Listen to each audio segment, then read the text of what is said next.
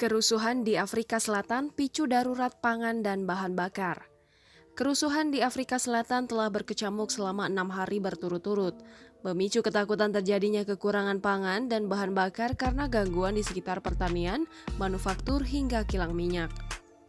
Melansir AFP pada Rabu 14 Juli 2021, sejak mantan Presiden Jacob Zuma dijatuhi hukuman penjara 15 bulan karena kasus korupsi, kerusuhan di Afrika Selatan semakin meningkat hingga 72 orang tewas dan lebih dari 1.200 orang ditangkap.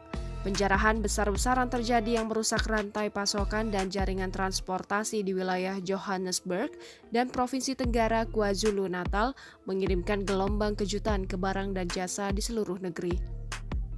Di kota pelabuhan Durban, orang-orang mulai mengantri di luar toko makanan dan di pom bensin sejak pukul 4 pagi ketika jam malam COVID-19 berakhir seperti yang disebutkan oleh AFP. Malam sebelumnya, kilang minyak terbesar di negara itu, Sapref, menyatakan force majeure, keadaan darurat di luar kendalinya dan menutup pabriknya di Durban sepertiga dari pasokan bahan bakar Afrika Selatan. Perusahaan itu mengatakan kilang minyak sementara ditutup karena kerusuhan warga sipil dan gangguan rute pasokan masuk dan keluar dari KwaZulu-Natal. Beberapa mengecer bahan bakar sudah mulai menyetok, sementara yang lain mulai kosong. Di luar cabang supermarket populer di wilayah Eastman, Durban Utara, sekitar 400 orang mulai mengantri untuk membeli makanan beberapa jam sebelum toko itu akan dibuka.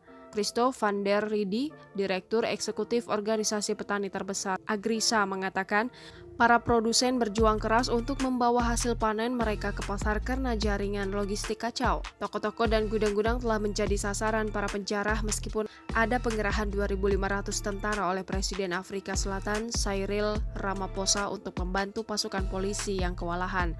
Namun 2.500 tentara jauh sangat kecil dari 70.000 tentara yang dikerahkan untuk menertibkan lockdown virus corona pada 2020.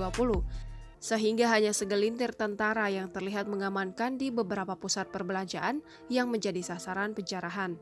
Sebuah video yang disiarkan di TV menunjukkan kondisi yang mengejutkan di Afrika Selatan, menunjukkan kerumunan penjara dengan santai mengangkut lemari es, televisi besar, oven microwave, barang-barang fashion, serta peti makanan dan alkohol.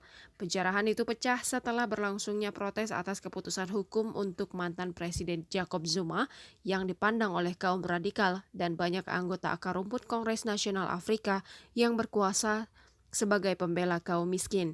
Zuma yang pernah dijuluki Presiden Teflon dijatuhi hukuman penjara 15 bulan pada Selasa 29 Juni 2021 oleh Mahkamah Konstitusi karena melanggar perintah untuk menghadap komisi yang menyelidiki kasus korupsi yang berkembang biak di bawah pemerintahannya.